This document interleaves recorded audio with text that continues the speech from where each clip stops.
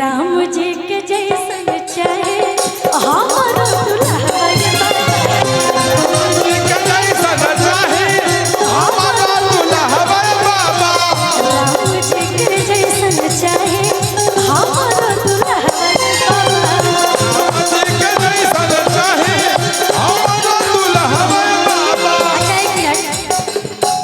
से तो क्वेश्चन कर लिया, लेकिन जितने हमारे यूट्यूबर भैया लोग हैं इन लोग से शायद कोई क्वेश्चन नहीं करता, लेकिन हम करेंगे। किसका किसका शादी हो गया भैया? जितने भी लोग हैं किसका किसका शादी हो गया? आपका हो गया और किसका किसका हो गया? अच्छा काहे ना जाता नहीं जब बताई जा कैमरा चलाओ तन जा कहीं गलती से रहुए लोग के फेस आ जाए तब तो घरे हो जाएंगे। आप लोग के शादी नहीं क्यों भाई? सबका हो गया लेकिन शर्मा रहे सब लोग। सब हाथ कैमरा के पीछे से उठावत हो, पता चलता हो। अच्छा, कोई बात नहीं, नहीं हुआ है तो हो जाएगा।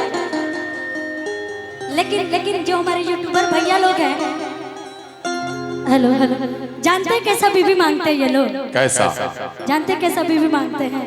जेकर जेकर बियाह नहीं के भाई सबकर दिल में तो एक के चाह होई कि बेल के पतैया पर लिखा तानी लेटर। बात सही की बाटे की नहीं के? हाँ तो बोल सकता नहीं जा, अगर मन में इच्छा हो तो बोल सकता नहीं जा। हो सकता कि हम भगवान से दुआ हुआ कह दी, प्रार्थना कर दी तक जने मिल जाओ मेहरारू कि बेल के पतैया पर लिखा तानी लेटर कि मेहरारू मिले बेटा, मेहरारू मिले, मेहरारू मिले बेटा, मेहरारू मिले बेटा कि बेल के पतैया पर लिखा तानी लेटर, बेल के पतैया पर लिखा तानी लेटर कि मेहरारू चाहे बेटा, मेहरारू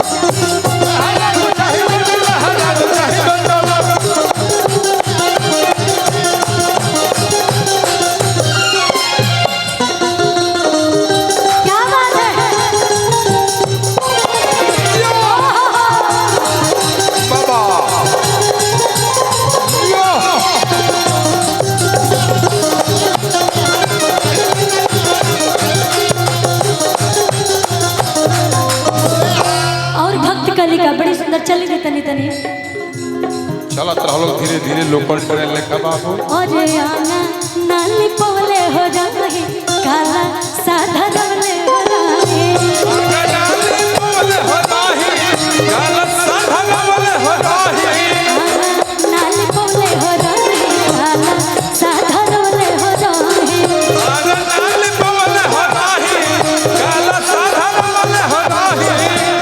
कहले कि ए माई आखिर हमसे कौन ऐसा गलती हो गई जे तू हमरा दुआरी ना आइलू, आखिर सबका दुआरी गइलू ह कि गलती का पहलू खुशी से खिसी आइलू,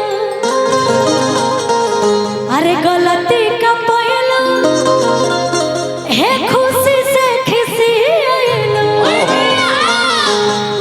नर मुंडा के गलत ना कोइलू कबू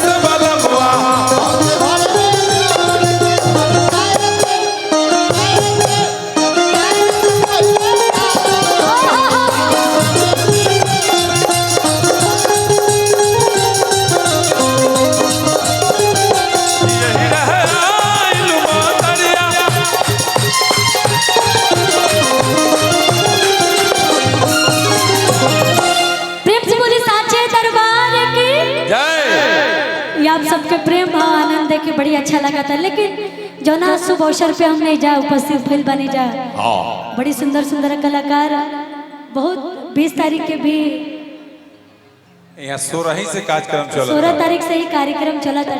लगता